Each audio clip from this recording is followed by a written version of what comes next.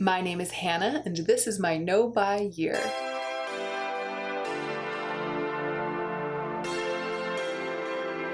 Look at Sadie. Look at her tummy. Sadie's a striped cat, but she's really spotted. Like, she looks striped when you look at her, but if you really look at her, she's mostly spotted. Sadie asked me to pick her up, and now she's just lying here in my hands. Like she's just settled in for the long haul. Like she wants to be here for the whole video. The only variable is how long I can hold her up because she's heavy and I don't think I can hold you much longer, little one.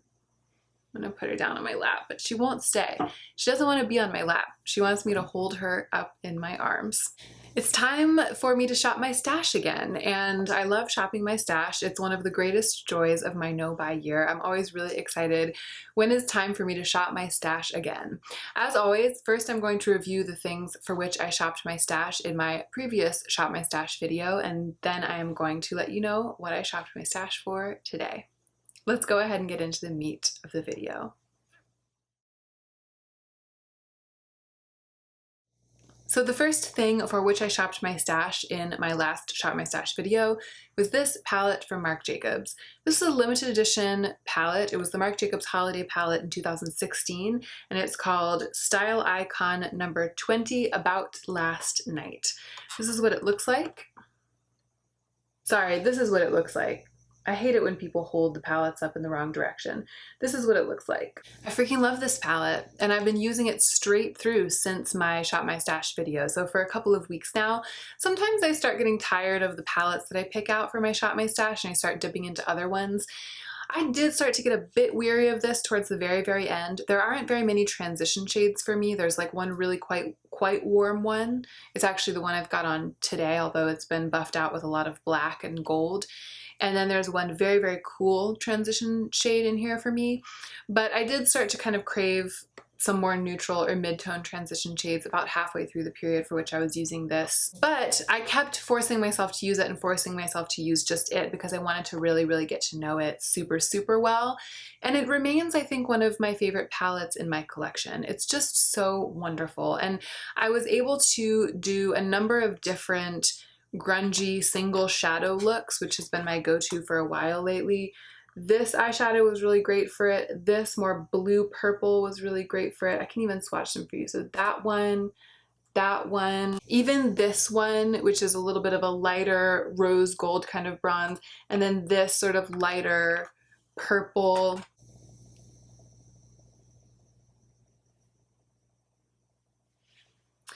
So all four of those shadows were eyeshadows that I wore on my eye as the only color using my kind of single eyeshadow eye look technique. And I actually did a whole video about that with a different eyeshadow, but I'll link that in the cards in case you haven't seen that.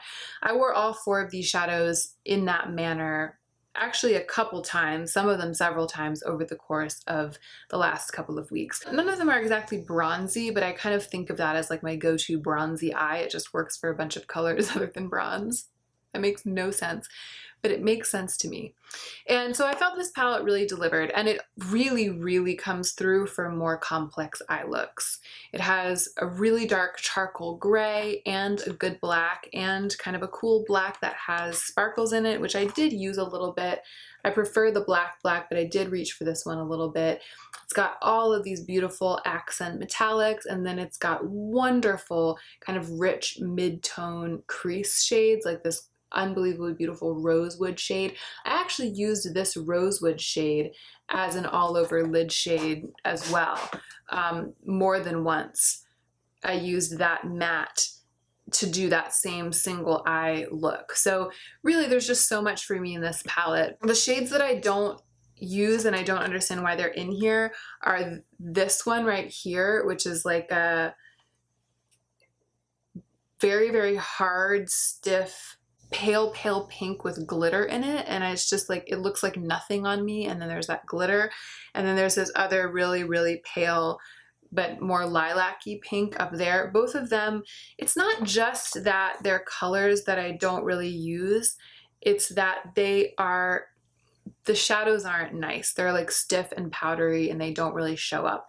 Because these creamy whites, there's this one right here and then that one in the middle, they're like the creamy pale lid setting shades.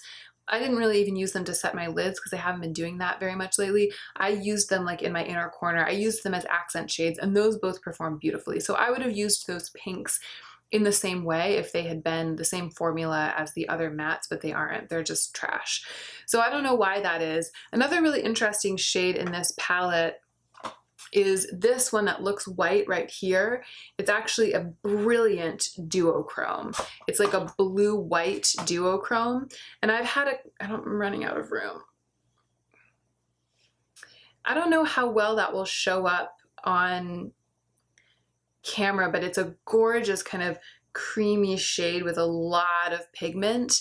I can see in the monitor that it's not really flashing duochrome the way that it does on the eyes, but I have done a couple of blue-based or like smoky charcoal eye looks over the past couple of weeks in which I used that shadow from the inner corner over most of the lid to buff it out into kind of like a bluey duochrome-y thing. And in the mirror and in the monitor, those looks have looked really blue. Like the blue shift of that white shadow is pretty intense, and it's also really creamy and thick, so it does create a strong white color and a white cast on the lid.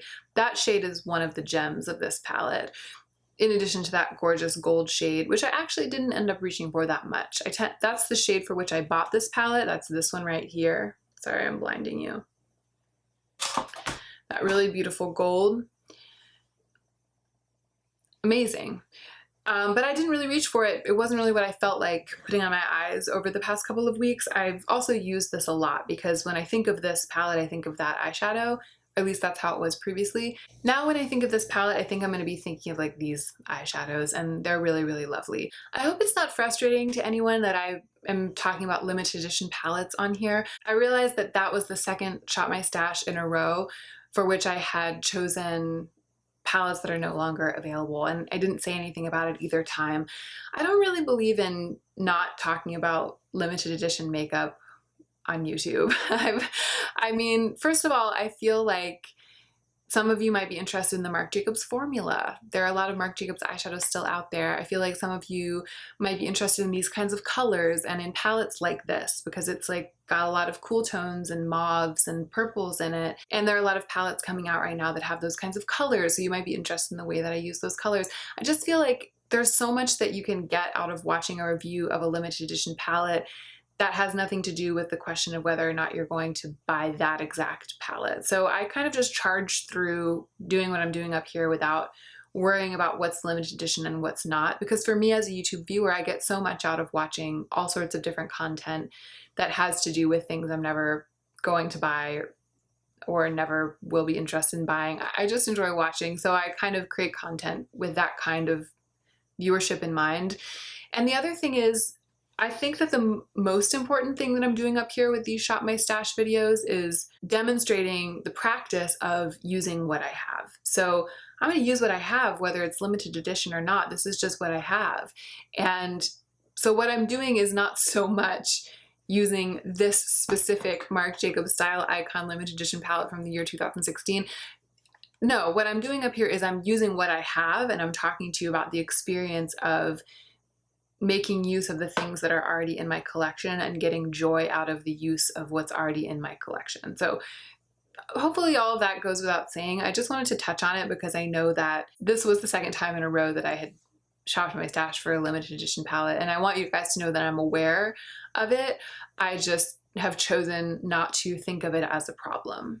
I also shopped my stash for this little deluxe sample size of the Naked Skin highlighting fluid from Urban Decay. It's in the color Sin. This is a beautiful product. I really, really love it. And I love the way that it looks. I love that it dries down and it doesn't move because I really hate it when liquid highlighters stay tacky on the skin. The color is really probably the best color for me of a liquid illuminator of anything that I've ever tried. But this has one fatal flaw, and that is that it dries so fast. So I appreciate that it dries down, but I want a little more time to work with it.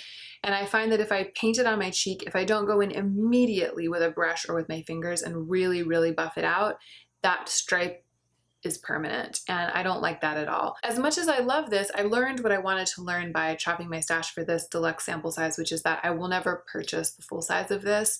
I don't want to deal with that rush of having to buff it out super fast during the meditative makeup time in my day every day. So I'm not going to ever purchase this, but I will pan this. There's probably a third to a quarter of this left, and so I'm going to keep using it. It's no longer in my Shop My Stash project, but I'll definitely keep using it up until it's gone. I shopped my stash for these two Glossier Cloud paints, and one is in the color Dusk and one is in the color Beam. And I demonstrated the use of all of these products actually in a Get Ready With Me that I recently posted, so I'll definitely put that in the cards. I used Beam in that, and what I said in that video and what I still maintain is that the extraordinary thing about these blushes is that they can create quite a strong cheek, but it still looks really, really natural. It's just such a gorgeous natural flush. And I had stopped using these because I previously always would apply them with my fingers just because they're Glossier and that's what you're supposed to do. You're supposed to just have such an easy time and look so perfect. This time I used brushes every time I put these on, and I liked that so much better. I felt that I was able to get a much more even blend, much more natural and diffused flush. I will never reach for these without a brush again. I'll always use brushes for these, and I think I'll be reaching for them a lot more frequently than I was before I shopped my stash for them, because now I have a good sense of the different ways that these two different colors can look and the kinds of looks that they complement. I find Dusk to be really natural. Like, unless I put a lot on, it's almost undetectable. My face will look really different. Like if you saw a before and after, you would see that I had changed something, but it really, really blends into the skin. It really looks like that's just my skin. This is a little more noticeable in color because it's so bright, but both of them just look gorgeously natural. It's that glowy, flushed cheek look like you just woke up from a deep sleep, and a midday nap, as it were.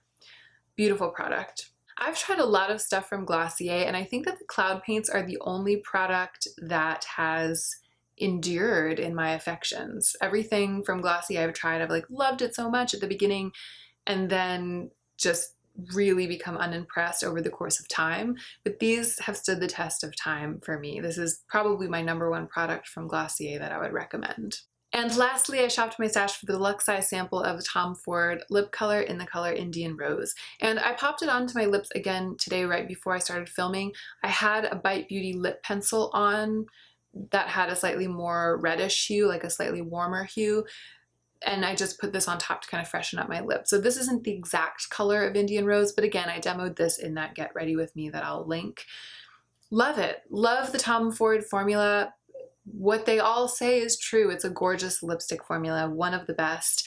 I really want to use this up instead of letting it go bad, so I'm going to try to keep it in pretty frequent rotation. I wasn't reaching for it so much before because I perceived of it as being quite a pink, but it really reads neutral on me. It looks like a neutral flushed lip. It's rosy enough and kind of gritty enough in color for me to feel like I can wear it more on the everyday, and that I don't need to build a look around it. And so I didn't know that before, and I know that now, and so I'll be reaching for this more frequently. I think I have a better shot at panning it now that I've shopped my stash for it and learned more about its true nature. So this was an extremely successful Shop My Stash. I loved using all of these products, and I used all of these products pretty much straight through from when I shopped my stash for them until today. Not every single one every single day. Obviously, I didn't wear the same exact stuff every day, but I reached for all of them more often than not, and I enjoyed them all the way through. So that was great. That was a treat. It was a good batch. Let's talk about the things for which I shopped my stash today. I first picked out an eyeshadow palette, and this is the one. Time to start playing with Urban Decay Moon Dust once again. This is not limited edition. I decided I would at least pick something this time that's still available. And this palette is one of the first eyeshadow palettes. It's kind of the first one in my current collection.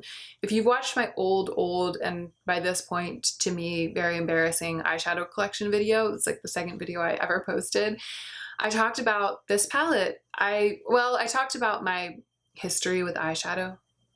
What is that noise? Oh. I talked about my history with eyeshadow, which is that I, for years, just owned the Too Faced Too Faced Neutral Eyes, Bedroom Eyes. I'll put a picture of it. It was one of those little 9-pan Too Faced palettes that was in the tin, or in the cardboard, and then in the tin, and it was the one that had Silk Teddy in it. It was gorgeous, and I used it, and I panned it, and then I bought it again, and I panned it again. I was just like only using that during my tango days in Portland, and doing variations on the theme of like a sultry smoky eye every time I went out dancing, and it served me really well. I really loved that. I had a few other little things here and there, but when I decided kind of towards the end of the summer in 2016 that I was interested in maybe expanding my makeup collection a little bit, the first time I started thinking about it, I decided that I wanted a colorful palette. So I was like looking and looking everywhere for a colorful palette. I think I remember that I considered buying Metal Matte, the Kat Von D palette. I didn't know anything at the time. I hadn't really started watching YouTube. I didn't really get deep into YouTube until after the election, but this was before the election. I was starting to kind of show a little bit of interest and spend a little more time on Sephora. I was just starting to get a little bit more interested in makeup than I had been previously, but I hadn't quite discovered YouTube yet. So I was just blindly bumbling my way through the Sephora website, kind of looking for an exciting palette. And this is what I settled on. Even though it's all glitter, it's also colorful, and for some reason I felt like that was what I wanted. I didn't know what I was doing.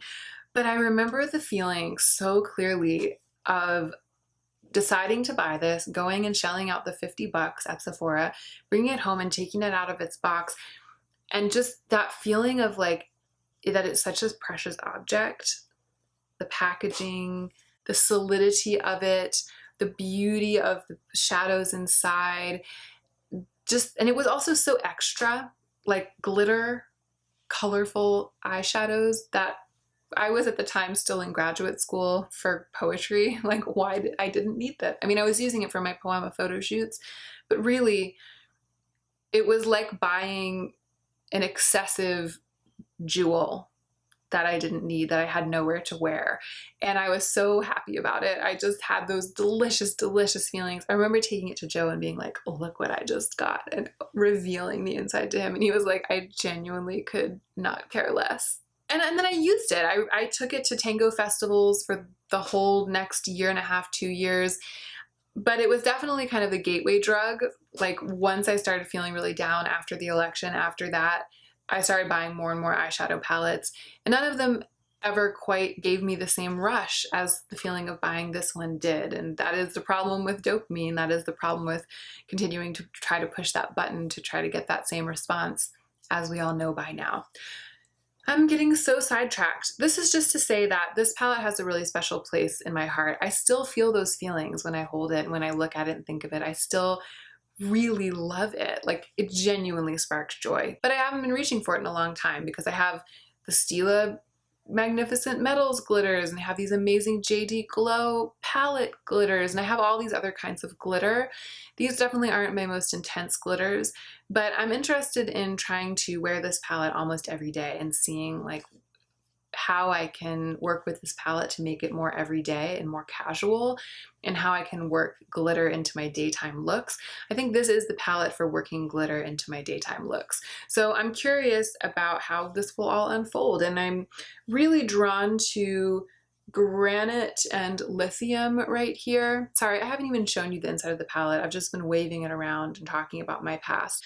Granite and Lithium. Galaxy here in the corner is historically my favorite one. That's the one that's kind of falling apart, and I've also hit pan on that shadow. So I'll swatch those three for you, and I'll also swatch Magnetic. So of course the ones that I'm not swatching are the green, the orange, and the pink. Those are the three that I'm the least inclined to reach for, but I'll definitely be reaching for them soon because I'm shopping my stash for this.